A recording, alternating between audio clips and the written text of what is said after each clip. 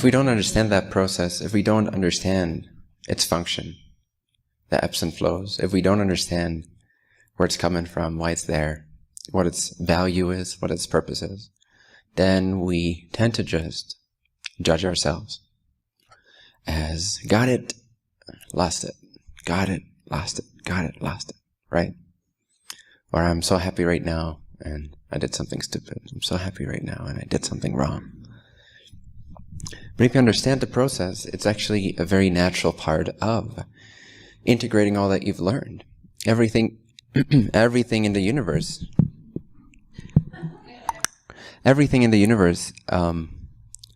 explodes and then implodes, expands and then coalesces back into nothingness. And very similarly, since we are inseparable from this universe, since we are inseparable from this existence, this cosmic, glorious celebration of infinity, we too experience those ebbs and flows, those expansions and implosions. So what is its purpose on a very human, spiritual level? What is its purpose? What is the purpose of having those peak experiences of expansion and flow and acceleration, and then suddenly, nothing seems to happen? Or you just don't feel as good. Or you wonder where that flow went because you were doing everything right. You were effortlessly riding the waves and then suddenly it just stopped being there. So you start questioning yourself, perhaps. To this day, I experience those ebbs and flows. And my conclusion is that it is a natural part of the human's way of integrating all the new realizations that it gains on the spiritual path, all the new experiences that it gains. It needs to integrate that. And so those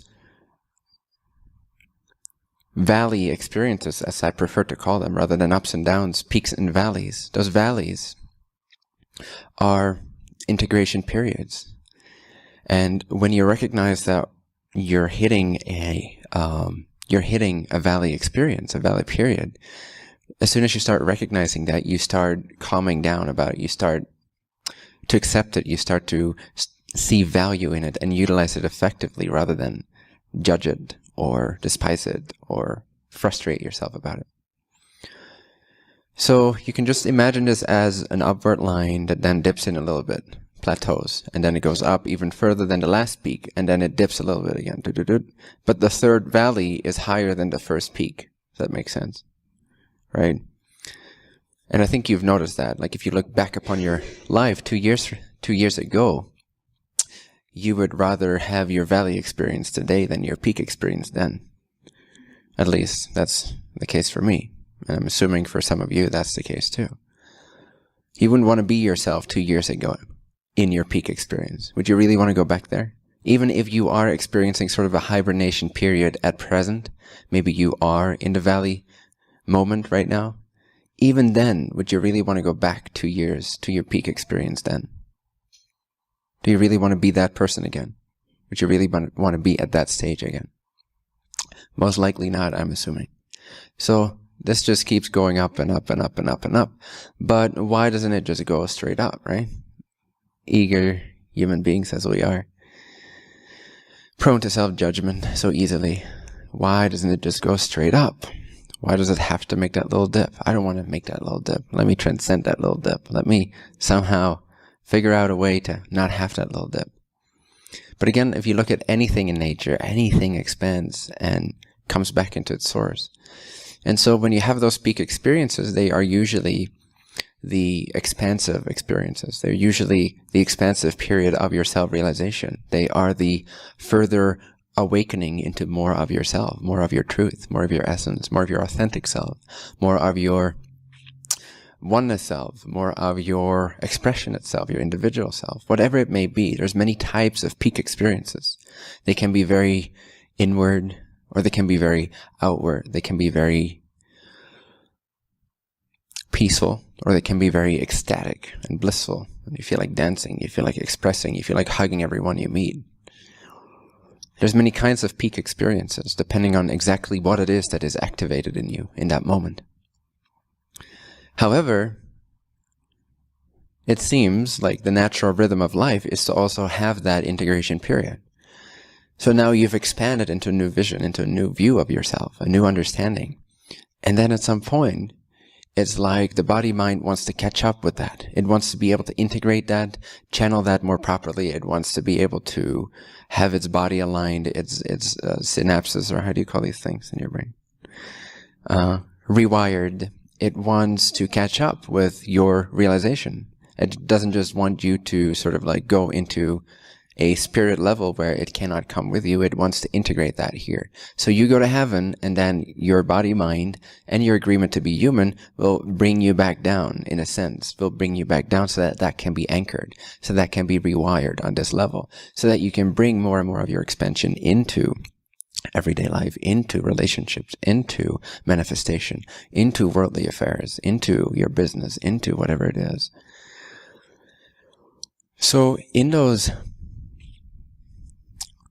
valley experiences, just recognize that you are having one. Just recognize that suddenly this expansive flow seemed to stop or seemed to disappear from view.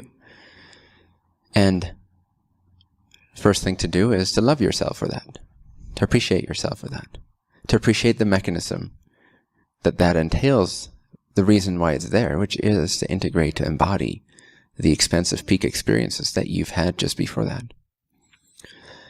Now, and more your life will accelerate. And so right now, even in my valley experiences, my life changes 10 times more than most people have in their peak experiences. So, but for me personally, if I am in a valley experience, things seem to go a little slow. Things seem to slow down. Nothing much seems to be happening. Even though I know that's not true from a more objective or relative comparative point of view to who I used to be, or where most people are spending the majority of their consciousness. Nevertheless, to me personally, I still have those peak and valley experiences. But that is no longer a negative thing. It's a very valuable learning tool. And the focus shifts. The focus is different. The attention is different. The emphasis is different in the peak experiences than it is in the valley experiences. But both are crucially or equally as potent in terms of furthering your spiritual advancement, your expansion, your awakening. Both hold that beautiful potential for seeing more of yourself, understanding more of yourself. And again, the emphasis is different. The emphasis in the peak experiences is usually more on expansion. It's usually more on moving away from who you know yourself to be, in a sense, even though when it is the expressionate kind, not so much the non-dual peak experience, but maybe the expressionate peak experience of being more authentically yourself, more fearlessly you, having life flow and accelerate more effortlessly for you. Even in those experiences, it's kind of like you're moving away from where you've always placed yourself. Does that make sense? You're expanding beyond the structure that you've contained yourself within before that time. That's why it feels so good, because you're expanding into more of yourself. That's why we could call it a peak experience, because it's new for you. It's a new territory that you're exploring. Your zone of awareness, in a sense, is increasing. It's expanding. So you become more aware of more of your essence, more of your truth. And so then, moving away from your self-defined structure, the natural rhythm of being human, for as long as you are human as well, will want to restructure itself according to that new vision, according to that new frequency. So it wants to, in a sense, put that expansive state of being into a shell we call the body, and into an understanding or non-physical shell we call the mind. It wants to understand, it wants to penetrate, it wants to be able to apply consciously. It wants to be able to give it a proper place. It wants to be able to align its energy. It wants to be able to change its cellular structure and its DNA and all that. So it wants to take your new experience and integrate that. And that's what those valley experiences are best for. And how can you recognize them? Well, you probably already do, but you'll feel more like hibernating. You feel more like, stepping back from life for a moment, resting in your essence, or just not judging yourself. You feel like things are not flowing as well, and you just feel like being around someone that doesn't judge you, which is really just a permission slip or a symbol for you wanting to not judge yourself in that state of being. You just want to be loved. You know those periods where you just want to be loved.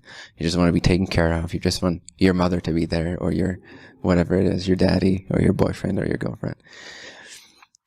Those are symbols for really what you want from yourself. You just want to love yourself in that state. You want to cherish yourself. You want to accept that this expansion is now being integrated, embodied into the structure of the human vehicle, the human instrument, the human conduit. And so all that that desires from you is that you hold the space for that you hold that loving, unconditionally loving space for that, and not judge yourself. And as you do that, you will find great acceleration to be possible right away again in that valley experience. Whether that is as physically active as you may have been in your peak experience, or as expressive. Maybe it's not as expressive when you are in that valley experience. Nevertheless, acceleration of a different kind happens. Flow and movement and change and progression of a different kind happens, but nevertheless progression and movement and expansion even in those valley experiences. But not if at the moment that the peak ends you start judging yourself, you start doubting yourself, you can always question yourself. You can always, did I start to believe in some kind of idea of time, space, limitation, lack? These are also very valuable questions to ask yourself when you are in that little valley experience of integration, because you have the time to do that. Things start to stop for a moment. You're not as asked for. It's not as demanding for you to be conscious of life all the time. You can sit back and ask yourself, sort of to review what occurred. What happened? There was this peak experience, there was this flow, and then at any point, was there some kind of barrier that was reached? Like the vibration couldn't go higher than that because there was some kind of doubt that kicked in. There was some kind of lack belief that was aroused. And so it's a great time for contemplation as well. And then very naturally you find that as you accept that period, as you send love to that period, and as you start to understand that period, and or what may have occurred, or how you may have contributed to it dipping perhaps as far as it seemed to have dipped, rather than it just being a valley plateauing experience of integration. Perhaps you aided it in feeling lower in its frequency than it had to. Again, this is not to judge yourself. This is just to gain greater understanding and to be happy with the fact that you did that to yourself. So now that you now have an opportunity to bring into clarity what exactly occurred.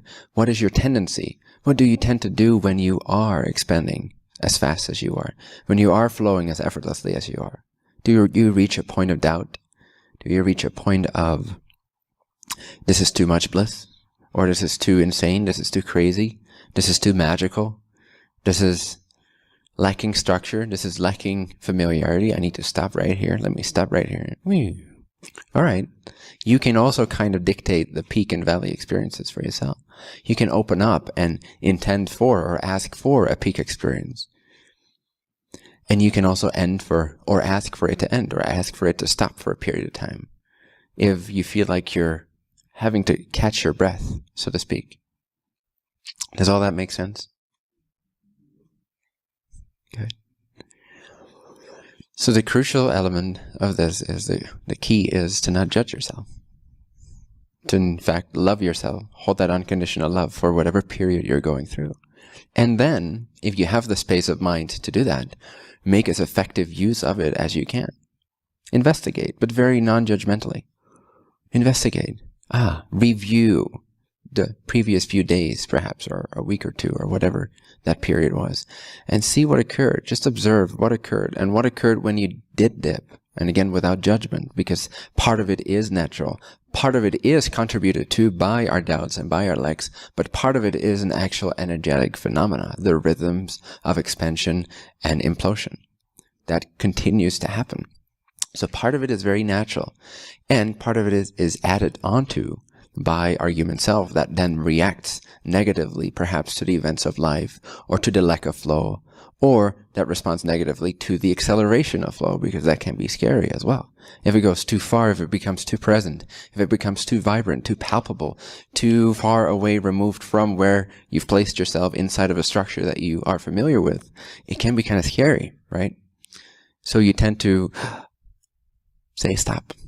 And so life responds, okay, stop. Why don't you hibernate for a few days? I'll make sure nothing too fancy happens in your life. Nothing too crazy happens. You can digest all the new information, all the new realization, all the new vibrations that you've experienced.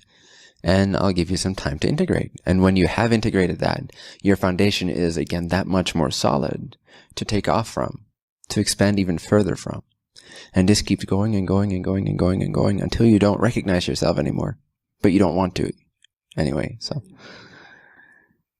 at some point, you just learn to go with that flow and to make as effective use of it as you can, both the peaks and the valleys.